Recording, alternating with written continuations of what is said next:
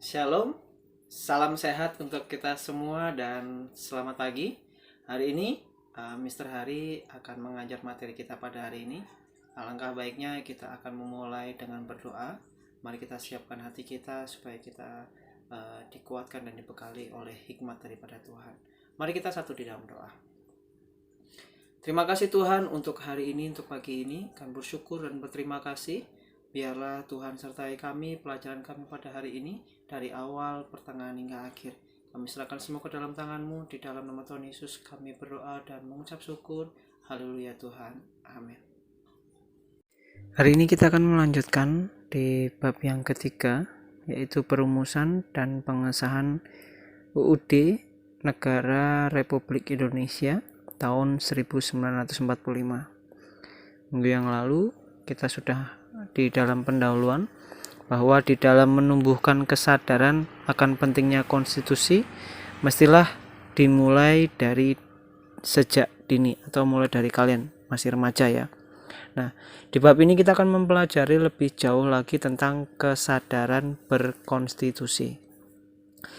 Untuk hari ini kita akan melanjutkan di poin A, yaitu perumusan dan pengesahan Undang-Undang Dasar Negara Republik Indonesia tahun 1945.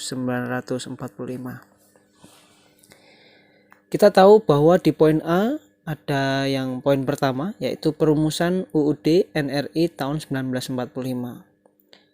Konstitusi dalam bahasa Inggris yaitu Constitution, dalam bahasa Belanda Konstituti, dalam bahasa Jerman Constitution, dan dalam bahasa Latin yaitu Constitutio, yang berarti undang-undang dasar atau hukum dasar.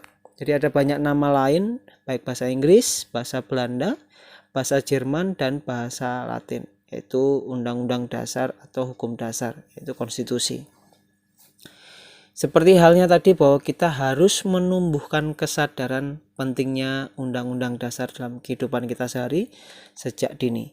Nah, konstitusi terbagi menjadi dua, yaitu konstitusi tertulis dan konstitusi tidak tertulis. Konstitusi adalah aturan pokok negara, aturan-aturan pokok negara, bangunan negara dan tata negara yang membina perikehidupan bangsa di dalam persekutuan hukum negara. Nah, di dalam konstitusi tadi ada dua ya, baik tertulis maupun tidak tertulis. Nah, konstitusi tidak tertulis ini disebut juga konvensi, yaitu kebiasaan ketatanegaraan yang sering timbul dalam sebuah negara, baik kita di negara Indonesia. Konstitusi ini ada yang tidak tertulis atau hukum dasar yang tidak tertulis. Kalau kita lanjut bahwa di dalam negara yang menganut paham demokrasi seperti Indonesia, bahwa undang-undang dasar mempunyai fungsi khas.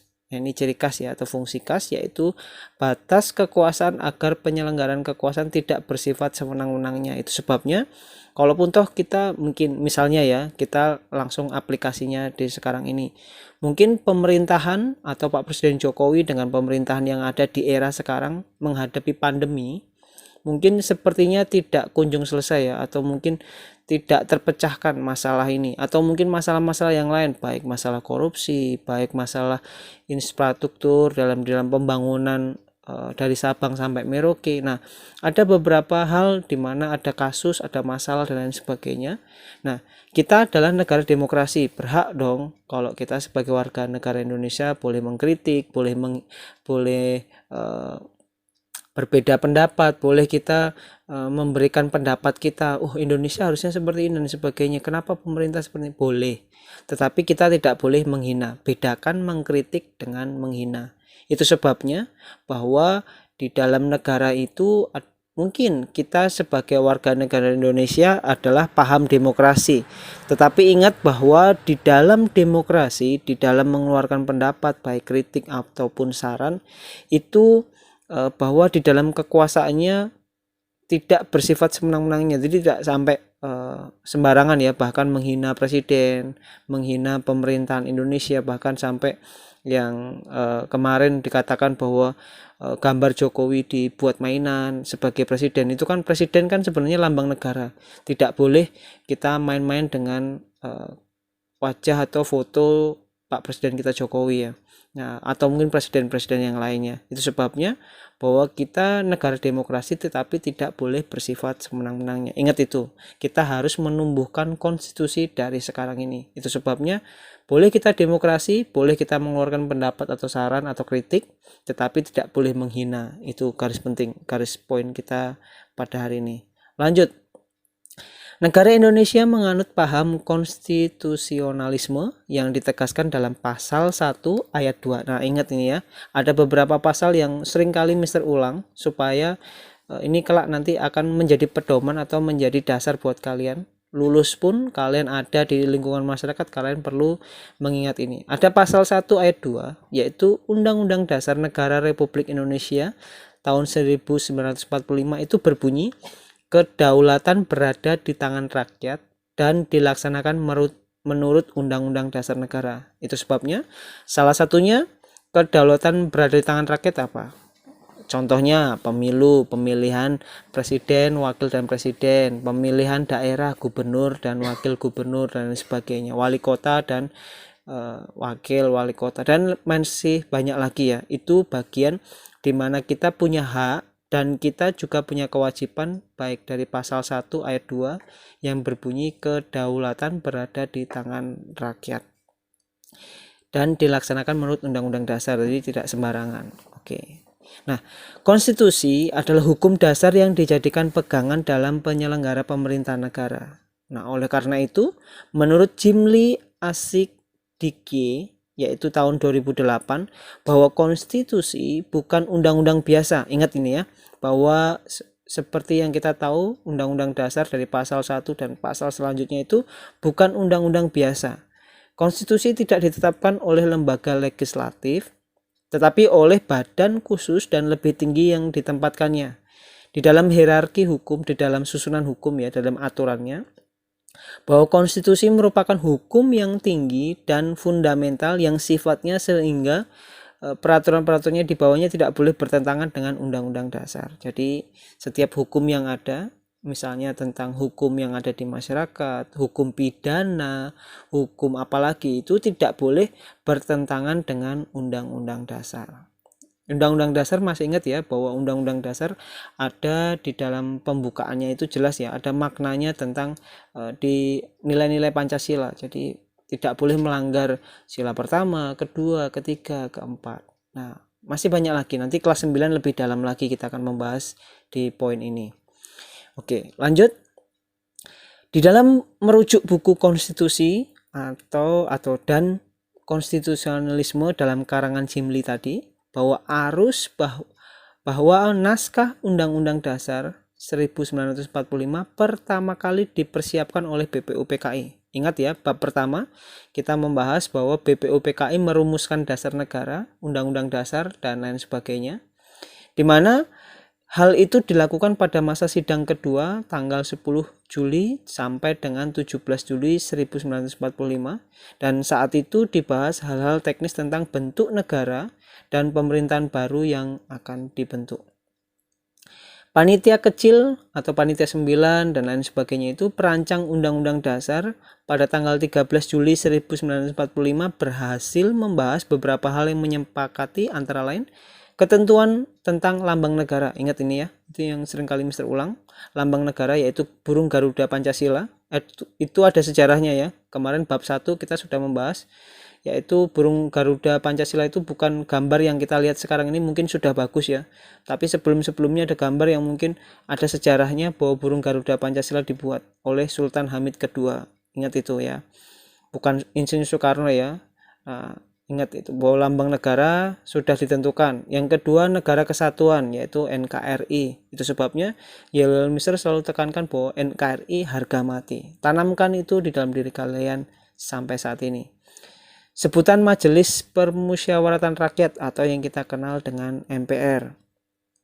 Dan membentuk panitia penghalus bahasa yang terdiri atas Jaja Diningrat, Salim, dan Supomo. Jadi bahasa yang digunakan adalah bahasa Indonesia yang baku. Bahasa Indonesia bukan dari lo, gue, dan sebagainya, tapi bahasa Indonesia yang bagus, yang dapat diterima oleh masyarakat dan kalangan banyak orang.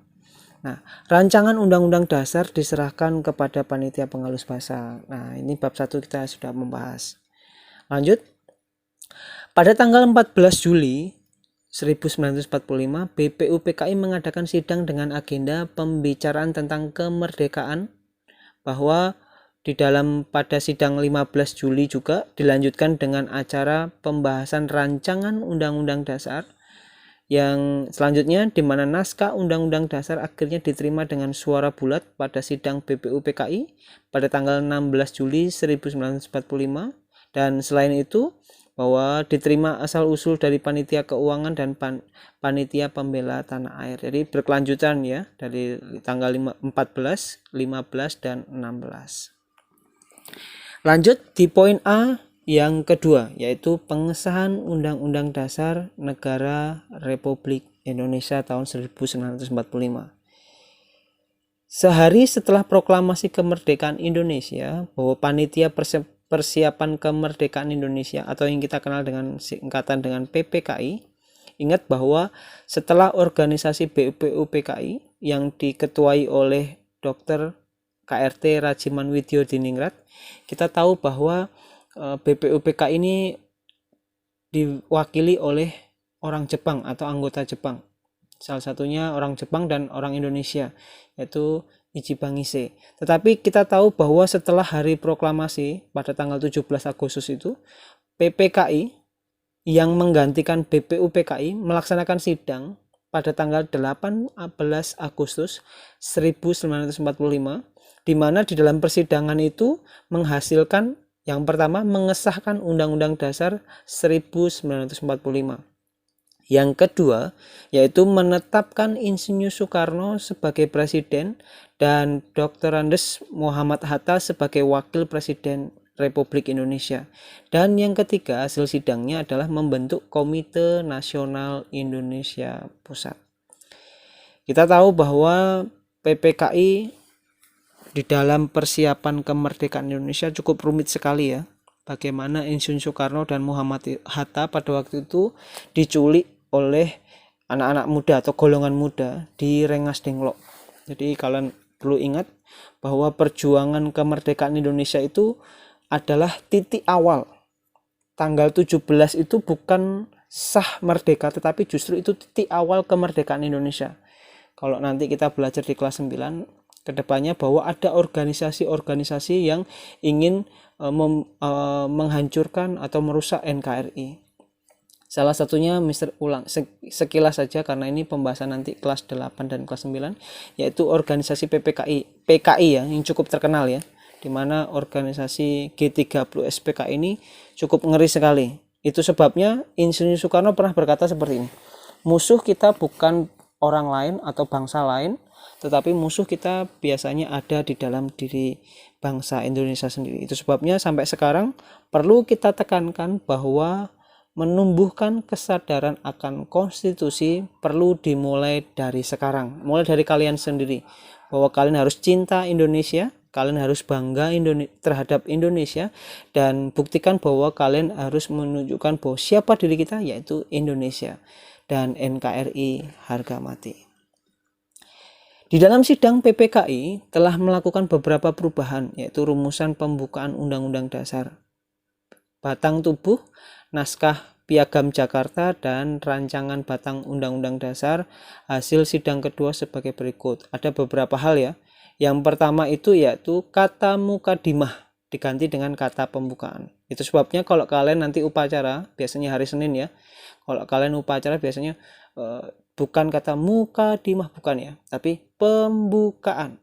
Jadi ada kalimat bahwa sesungguhnya kemerdekaan itu ialah hak segala bangsa dan selanjutnya. Itu bukti di mana ada perubahan ketika ada sidang PPKI. Yang kedua yaitu sila pertama. Nah, ini menjadi garis penting kita, bahwa ini seringkali ada muncul di beberapa soal, bahkan sampai saat ini. Piagam Jakarta yang dulunya berbunyi ketuhanan dengan kewajiban menjalankan syariat Islam bagi pemeluk-pemeluknya, itu bunyi sila pertama pada Piagam Jakarta. Dan beberapa bulan yang lalu bahwa Anies Baswedan, kalau kalian mendengarkan beberapa berita Anies Baswedan ingin menggalakkan Piagam Jakarta. Ini kan sangat kontroversi ya, di mana seorang pemimpin harusnya menggalakkan atau menumbuhkan kesadaran pentingnya konstitusi, tapi justru ingin membalikkan seolah-olah Piagam Jakarta itu yang benar. Tapi padahal Pancasila itu sudah dibentuk bahkan dirumuskan oleh beberapa suku, budaya yang ada, agama yang ada di Indonesia yang begitu banyak, yang multikultur. Jadi kita harus cinta tanah air kita. Jadi jangan sampai berat sebelah atau mungkin justru memecah belah dan sebagainya bangsa Indonesia. Itu sebabnya para tokoh-tokoh besar, yaitu termasuk di dalam rumusan sidang PPKI, sila pertama ini sangat menunjukkan bagaimana adanya kesatuan. Kita ini Indonesia kaya sekali akan suku, kaya sekali akan budaya yang ada, bahkan agama di Indonesia cukup banyak sekali ya, ada 6 ya, mengakui ada 6 agama atau 6 keyakinan yang ada di Indonesia. Itu sebabnya supaya tidak terpecah belah, kata pada sila pertama yang ada di Piagam Jakarta dirubah dengan rumusan yang kita tahu sampai sekarang ini, bahwa sila pertama berbunyi ketuhanan yang Maha Esa. Itu sebabnya sejarah membuktikan bahwa Indonesia tetap bersatu, Indonesia tetap kokoh, itu karena adanya demokrasi, adanya saling pendapat yang ingin membangun bangsa Indonesia lebih baik lagi. Itu sebabnya berbeda boleh.